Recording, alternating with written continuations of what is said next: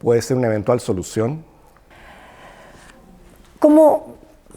¿Qué desenlace podría tener y qué soluciones podría tener? Pensando que hay una liga de países árabes potente que deberían, según yo, mediar en este tema. Ok, mira, mucho se discute sobre si el resto de los países árabes debiese de aportar en una solución al tema palestino. Y en honor a la verdad, lo que pueden hacer es muy poco. No pueden hacer mucho más allá de emitir resoluciones y declaraciones y hacer el lobby y gestionar en Naciones Unidas. Pero los países árabes son 22 de un universo de 194 países. Y no necesariamente son los más poderosos. No están, por ejemplo, como miembros permanentes del Consejo de Seguridad. Entonces, hoy mismo, precisamente, Emiratos Árabes, junto a Brasil y Rusia, citaron una reunión especial del Consejo de Seguridad de Naciones Unidas para tratar el tema de Gaza. Y se les dio tribuna a todos y cada uno de los 22 países de la Liga Árabe, hasta Siria, cual fue muy interesante, y todos refrendaron su apoyo irrestricto a la causa palestina y condenaron a Israel. También no se te olvide de que la Liga Árabe ofreció a Israel la iniciativa de paz árabe, en donde le ofrecían establecimiento pleno de relaciones diplomáticas y comerciales a cambio del retiro de la margen occidental y la franja de Gaza y volver a las fronteras de junio del 67 con Jerusalén Este por capital, que es lo que reconoce la legalidad internacional, incluso Chile. Pero lamentablemente, más allá de resoluciones y con el veto permanente de Estados Unidos en el Consejo de Seguridad, es poco lo que se puede obtener.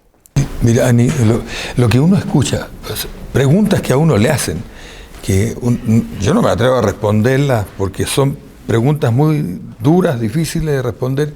Yo creo que hay que tener mucho conocimiento, pero lo típico que te preguntan, ¿pero por qué una guerra? O se habla de guerra siendo que no hay ejército, de un lado, ¿no?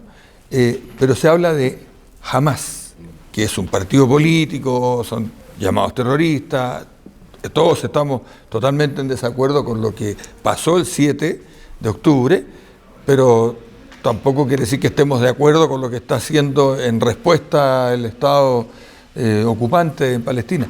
Pero hay gente que me pregunta, pero ¿por qué no es Palestina contra Israel? ¿Por qué es Hamás contra Israel? Mira, yo para responder esa pregunta cambiaría un poco el foco y hablaría de la solución dos estados. La solución dos estados, que es lo que propone Naciones Unidas, que es el tema que está sobre la mesa y que todavía no ha ocurrido, parte en el 47, con la resolución de partición de Palestina. Originalmente se pensaba que iban a haber un Estado árabe y un Estado judío. El Estado judío dio la luz, pero el Estado palestino no. Israel, sabemos la historia, siguió avanzando hasta que la Guerra de los 6 días llega y ocupa el margen occidental y franja de Gaza, y es la situación que estamos hoy. Pero ambas regiones, la Cisjordania y la franja de Gaza, tienen características muy diferentes. En la margen occidental conviven entrelazados palestinos y judíos. Hay una serie de colonias, de asentamientos judíos, en donde es muy difícil separar. Si tú han estado allá, se van a dar cuenta que este cerro es una ciudad palestina, el cerro al frente es un asentamiento judío. Los judíos han construido infraestructura, han invertido en construir estos asentamientos, etc. Por lo tanto, la Cisjordania es un tema. Gaza es completamente diferente. Gaza es un trozo de tierra en donde los judíos se retiraron. Por lo tanto, los que viven ahí son solamente palestinos y están totalmente custodiados por cielo, mar y tierra por el ejército israelí. Entonces, cuando Israel quiere hacer una incursión, obviamente que en Gaza le es, por así decirlo, más fácil, porque no está involucrando a su ciudadanía judía, sino que solamente palestino. Y en Gaza, por un tema de político, está dominado por Hamás, ¿cierto? Entonces, no es que Israel tenga una guerra con Palestina, lo que estamos viendo hoy día, es el gobierno de Netanyahu que está atacando directamente a Hamás en la franja de Gaza. Ya, pero ya nos hablaría de dos estados, porque si Hamás o Gaza es considerado parte de la Autoridad Nacional Palestina, estaríamos hablando de 3 estados entonces. De hecho, no es una guerra entre dos países, eso lo hemos precisado incluso también en el programa con Jaime Bedrapo, eso también se discutió.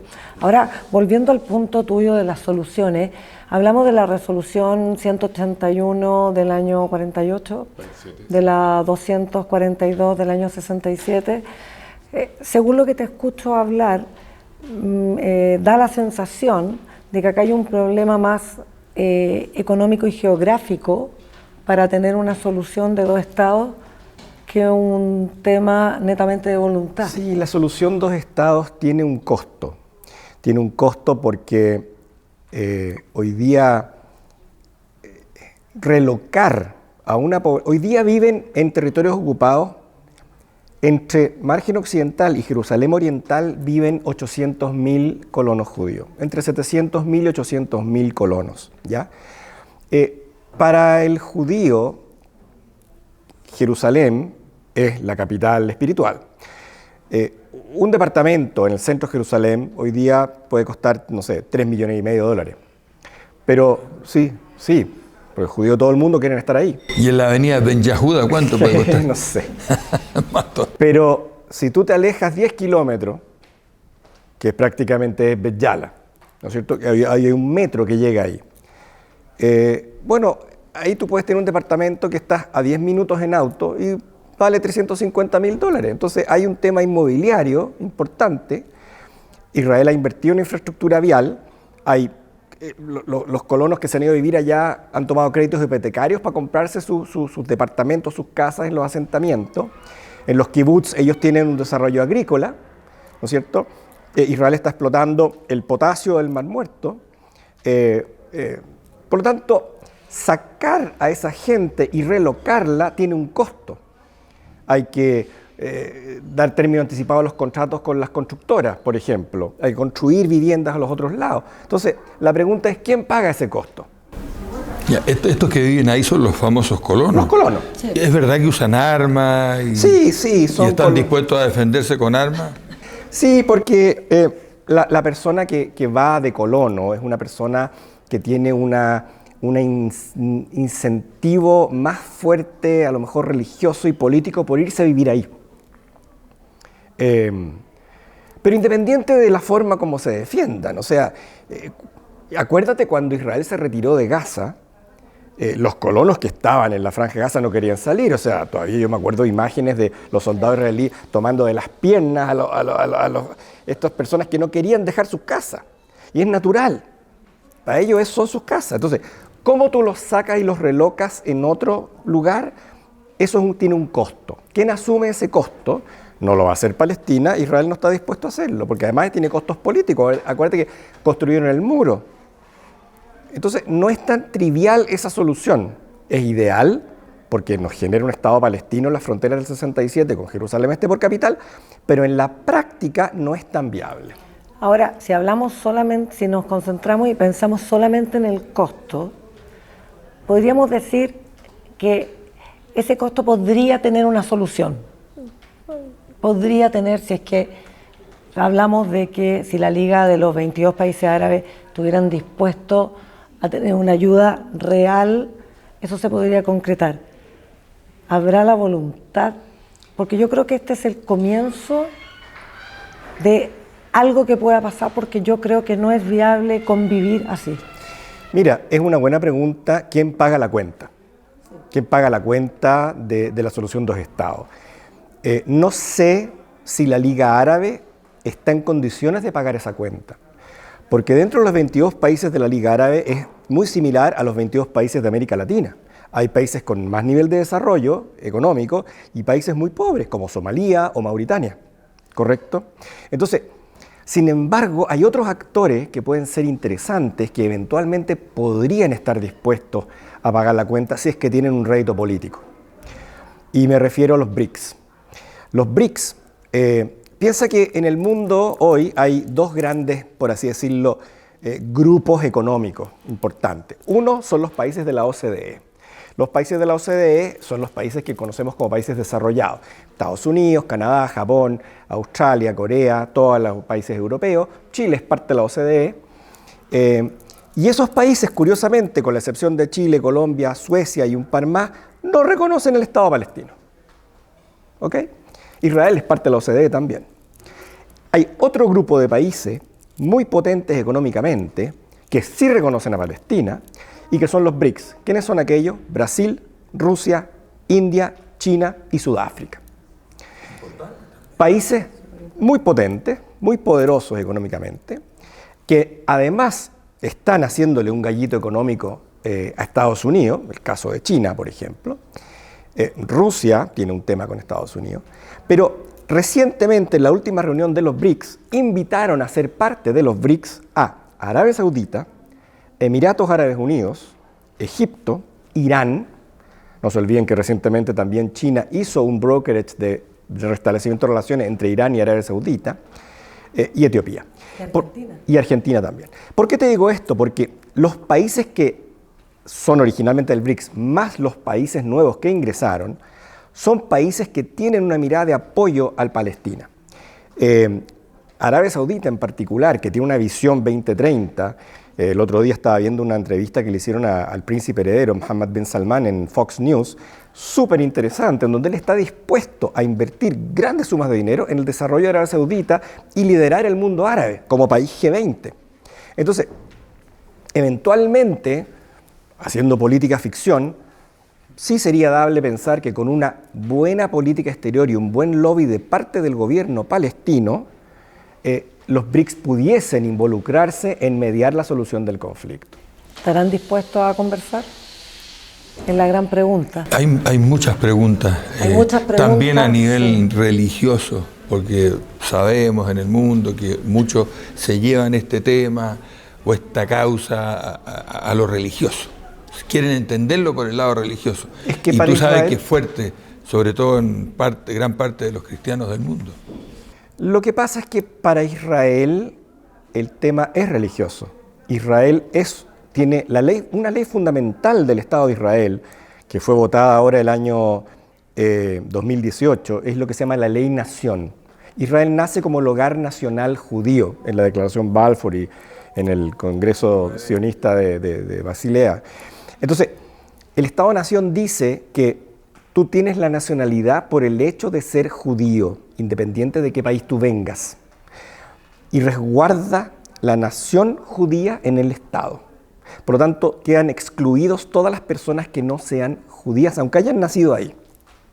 Entonces, sin embargo, esa tesis religiosa, y me llama la atención justamente en la reunión de Naciones Unidas que te comentaba de hoy, todos los diplomáticos, ¿no es cierto?, mundiales se basaban en la legalidad internacional, pero el embajador de Israel se basa en la Torá, se basa en un libro religioso. Entonces, imagínate tú si Perú y Bolivia, que nos llevan a la Corte Internacional de Justicia de La Haya, y nosotros llevamos el Tratado de Paz y Amistad de 1929, y ellos aparecen con un libro religioso de los Aymara. Para la ley no es válido. Entonces, estamos tomando a la religión como un libro de historia.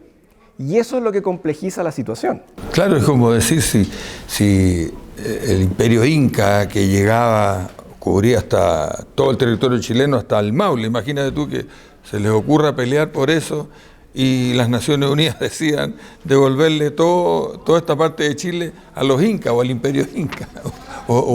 Es tan raro lo que pasa allá. Nosotros no lo podemos comprender con una facilidad. Hay gente que sabe el tema, pero en Chile no se conoce muy bien. Es complicado. Yo creo que volvamos un poco a cuáles son las opciones. Y si tú te fijas en los discursos que dan todos los jefes de Estado de la Asamblea General de Naciones Unidas, prácticamente todos, exceptuando por cierto Israel, e incluso Estados Unidos, fíjate, hablan de la solución dos estados, que es la solución, que es la única forma de tener dos estados, ¿no es cierto?, con las fronteras de 4 de junio de 67, Jerusalén Este por capital. Y ya vimos cuáles son las dificultades para que eso ocurra. Ahora, los vetos de los países grandes. Y temas también políticos y económicos, pero si no es la solución dos estados, ¿existe otra solución? Yo no veo ninguna. Un estado binacional lo encuentro súper poco viable. Bueno. Es que pero las Naciones Unidas ha dictado varias resoluciones en contra, ha tomado medidas en contra del Estado de Israel. Y las ha incumplido. No, sí, pero él habla de la solución, más de los es que no va a haber solución mientras no reconozcan las naciones, o sea, mientras las Naciones Unidas no actúen y hagan valer esto. Pero abstraigámonos por un momento y vámonos a la realidad hoy. La realidad hoy, cuando uno va a Palestina, te das cuenta de que en la práctica uno entra a Israel. Si uno entra por Ben Gurión, el pasaporte te lo timbra Israel. Si uno entra por el puente Allenby, hay un control israelí que te timbra tu pasaporte y te da la entrada o te niega la entrada. Antes teníamos un aeropuerto en Gaza, lo bombardearon, ya no tenemos aeropuerto en Gaza. Entonces, cuando uno entra a Palestina y va a comprar a un almacén, la moneda que uno ocupa también es moneda israelí, ¿correcto? Shekel. Si uno va de una ciudad a otra, por ejemplo, desde Belén o Bet Yala a Ramallah, tiene que pasar por checkpoints israelí. Por lo tanto, Palestina en la práctica, y la amamos con todo nuestro corazón, pero la estamos manteniendo viva un poco con respirador artificial. ¿Te fijas?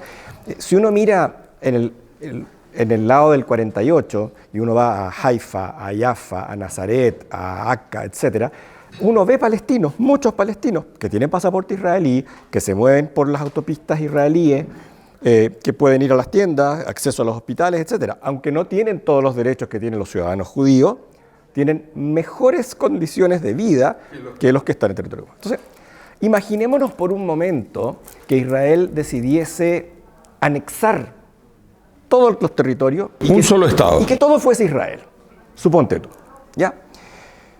Y nos diese a los palestinos de Cisjordania y de Gaza los mismos derechos que tienen los ciudadanos de los territorios del 48. Hay un historiador que apoyaba eso, Ilan Papé. A los árabes israelíes. Sí, sí. A ese No tipo solamente de Ilan Papé, sino que muchos académicos intelectuales palestinos también piensan que esa es la única solución posible, porque la solución dos estados, hoy día, como te decía, es inviable porque en la margen occidental están muy entrelazados árabes y judíos. No hay contiguidad territorial. Entonces, si fuese el caso de una anexión, que además Netanyahu ya lo insinuó el año 2018, cuando quería anexar el Valle del Jordán, que supuestamente eso gestó los acuerdos de Abraham, en donde Emiratos dijo, mira, para evitar la anexión yo voy a normalizar relaciones y desde esta relación más amistosa voy a poder, ¿no es cierto?, trabajar mejor la situación. Adicionalmente, en el último discurso que hizo Netanyahu en Naciones Unidas, mostró un mapa que decía el Nuevo Medio Oriente y aparecía todo Palestina pintado de morado y decía Israel.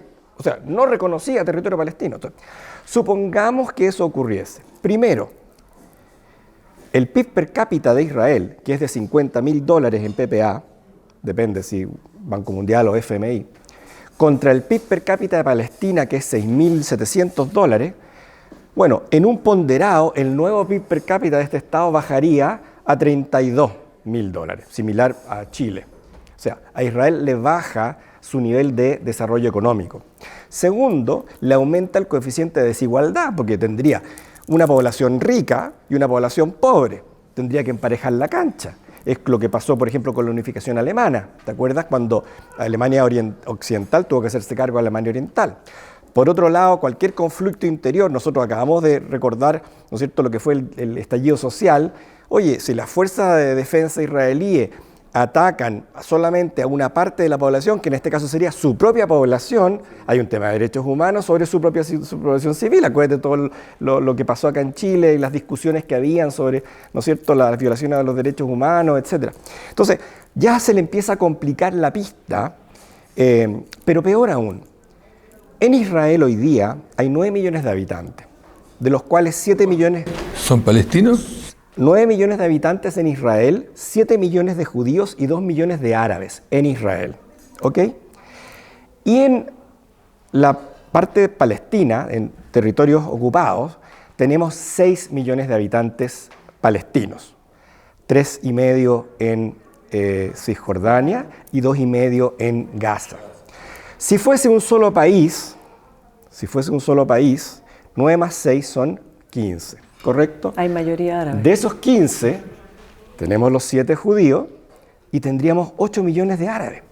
Entonces, en un Estado que realmente fuese democrático y laico, los árabes tendrían mayoría parlamentaria. Podrían derogar la ley nación. Hoy día hay diputados en el Estado. Claro, pero imagínate, de Israel. pero hoy día en una proporción de 7-2. Imagínate una mayoría parlamentaria que hay 8 millones de árabes y 7 millones de israelíes. Entonces, obviamente que esto recordaría las elecciones históricas que hubo en Sudáfrica el año 94, en donde al final gana un presidente negro, cambian la bandera, ¿no es cierto? Y significa que ya Israel no sería el Estado-nación judío. ¿Te fijas?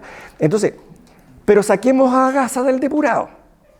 Si tú sacas a Gaza, y eso es lo que asusta, porque este ataque parece la antesala a una anexión de Cisjordania. Porque si tú te fijas, sacas a Gaza del depurado, tienes los 7 millones de israelíes, de judíos, más los 2 millones de árabes. ¿No es el principio de que deje de ser ocupación? Por eso te digo, que fuese una anexión, pero una anexión solo de Cisjordania. Porque si anexan solo Cisjordania, si fuese el caso, que sería terrible, estás hablando de 7 millones de judíos y de 5 millones de palestinos. 2 en Israel y 3 en la margen occidental. Por lo tanto, sigue habiendo una mayoría judía dentro de este nuevo Israel con una Cisjordania anexada.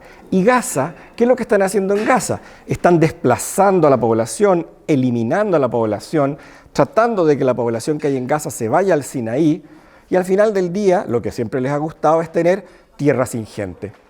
Es fácil anexar tierra sin gente.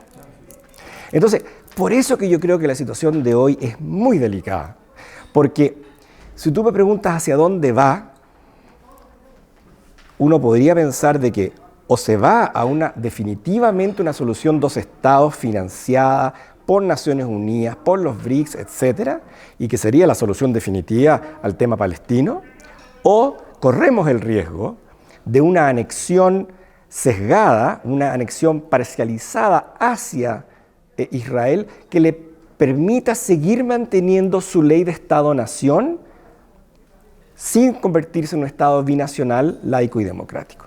Bueno, yo creo que esto con Jorge siempre nos pasa lo mismo. Y esto es noticia en desarrollo. Yo creo que todavía es prematuro visualizar qué va a pasar. 1.000.000 de gracias, Jorge, por participar. La verdad que los momentos álgidos que se están viviendo ameritan este tipo de conversaciones. A medida que vayan pasando los días, creo que va a ser necesario tener otra conversación. Dios quiera que esto pare pronto, pare ya. Hacemos un llamado de paz a quienes tengan el poder para